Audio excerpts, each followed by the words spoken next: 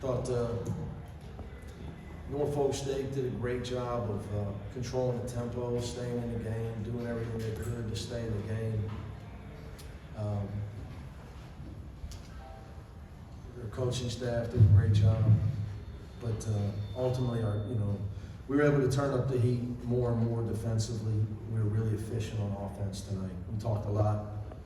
I wasn't happy about our passing, or lack thereof, or shot selection in a Long Beach game. We should be a team that shoots a high percentage all the time with our talent level. It shouldn't just be if Tiger and Jaime do it. But our passing was much, much better tonight. We got the ball inside more tonight than we have in a month. So look, there's still areas we got to improve. We wore them down. You could just see they got tired as the game went on. So it was a good win for us. Obviously, the team picked the win of the league.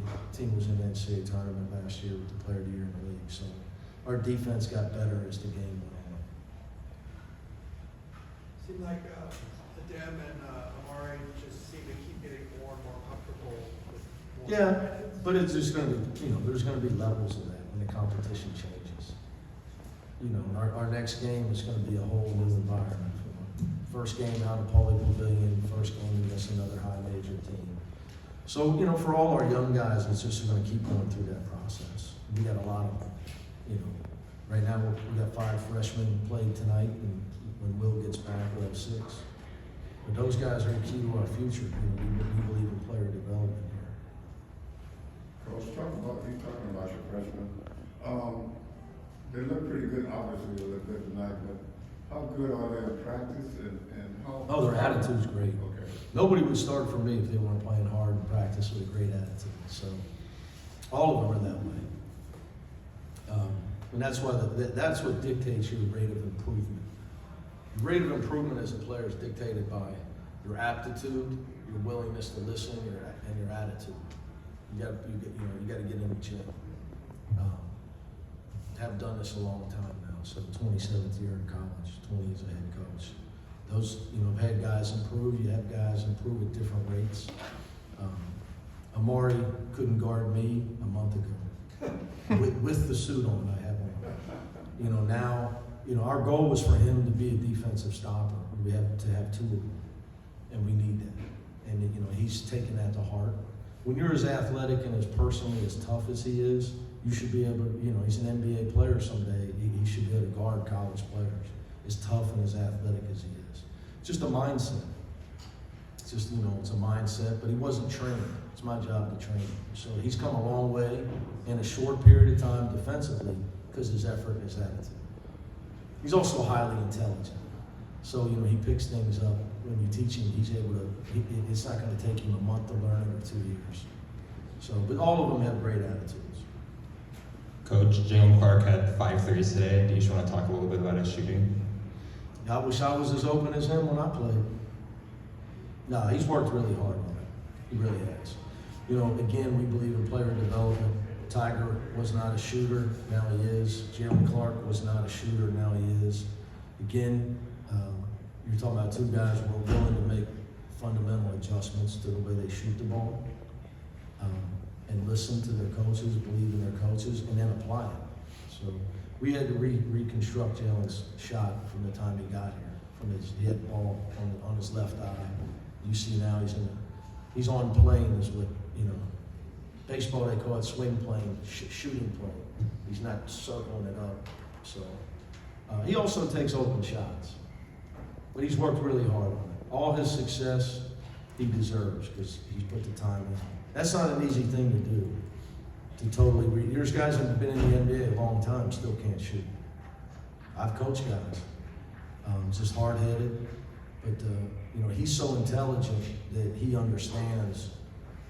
When I went to break his shot down, he understood it, so it made sense to him, so he embraced it, so he was able to grow with it.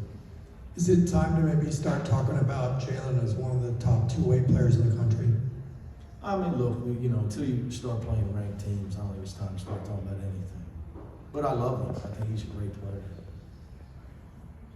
It's early though, Ben. It's early. With Adem, it seems like most, if not all of his blocks are coming on help. Yeah, that's when you should block a shot. We've got to improve his on-the-ball post defense. You know, that's an area where we really got to improve him. I would say him, Mac, and Kenny, our post defense on ball.